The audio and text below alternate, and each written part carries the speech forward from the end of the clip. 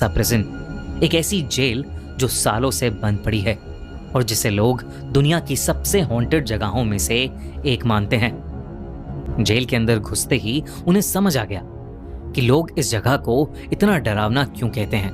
2.5 lakh square feet में फैला हुआ 6th फ्लोर का ये बड़ा सा प्रिजन 100 जेल सेल्स के साथ बेहद डरावना लग रहा था। वहां के गार्ड ने उन्हें बताया कि उस जेल में 1930s में एक आग लगने के बाद 300 कैदियों की मौत हो गई थी और कई कैदी तो उस जेल में आपस में लड़ते लड़ते ही मर गए और कईयों ने खुद को ही मार डाला।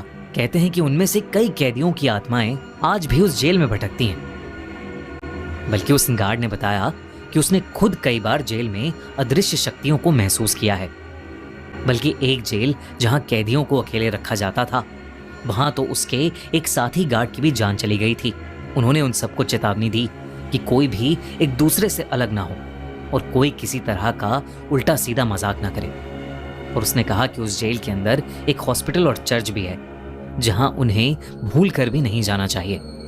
मिस्टर बीस्ट और उनकी टीम ये सब बातें सुनकर थोड़ा घबरा तो गए थे, लेकिन फिर भी वो हिम्मत करके अपना कैमरा लिए अंदर चले गए। उनका मकसद था ये देखना कि वहां सच में आत्माएं हैं या नहीं, और अगर आत्माएं हैं तो उस जगह पर 24 घंटे बिताने का चैलेंज पूरा करना।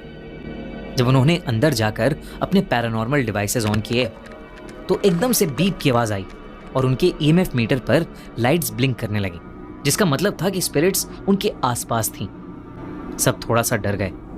प्रिजन के एक पार्ट को देखने के बाद वो मेन हॉल तक पहुंचे और अपना बेस कैंप वहां बना लिया, क्योंकि वो काफी बड़ा था और एंट्रेंस के पास भी था। फिर मिस्टर बीस्ट ने कहा कि उन्हें वापस अलग अलग होकर उस जगह को फिर से देखना चाहिए। डिसाइड हुआ कि चैंडलर, मिस्टर बीस्ट और जॉश हॉस्पिटल को एक्सप्लोर करेंगे और क्रिस, जेक, कॉनर और तारिक सॉलिटरी कन्फाइनमेंट को, वही जेल जहां कैदियों को अकेले बंद करके रखा जाता था। मिस्टर बीस्ट, चैंडलर और जॉश हॉस्पिटल की पुरानी लोहे की सीढ़ियों पर चढ़कर उसके कॉरिडोर में अपने ईएमएफ मीटर के साथ चलते हुए वीडियो रिकॉर्ड कर रहे थे। तभी उन्हें वहां एक कमरे में टेबल और एक पोस्टर का कटआउट दिखा जो एक पॉपुलर फिल्म का था। ये देख के वो दोनों उन मूवीज पर जोक करने लगे। तभी एकदम से चैंडलर के हाथ में जो ईएमएफ था उसकी लाइट ब्लिंक करने लगी और उसी मोमेंट पर मिस्टर बीस्ट को ऐसा लगा कि जैसे कहीं से कोई जोर का सायरन बज रहा हो। ये बात काफी अजीब थी क्योंकि वहां कोई एक्टिव सायरन नहीं था, और तो और चैंडलर और जॉश को कुछ सुनाई भी नहीं दिया।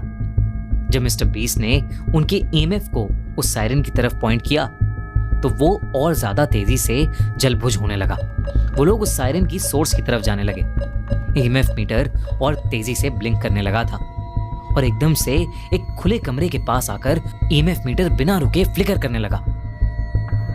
जैसे ही मिस्टर बीस्ट ने कमरे के अंदर जाने की कोशिश की तो मिस्टर बीस्ट का सर भारी होने लगा, उसे चक्कर से आने लगे। इसलिए मिस्टर बीस्ट बाहर आ गया, पर मिस्टर बीस्ट को याद था कि सायरन की आवाज थोड़ा और पीछे से आई थी।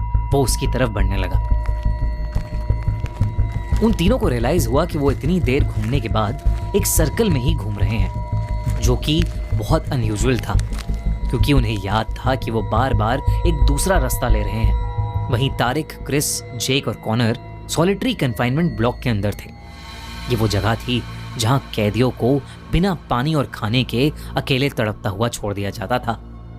वो लोग नाइट विजन इंफ्रारेड कैमरा लेकर एक हॉन्टेड हॉटस्पॉट पर पहुंचे, जहां उन्होंने गार्ड से उन आत्माओं को किसी को नोचने और एक गार्ड को जान से मारने की कहानी सुनी थी।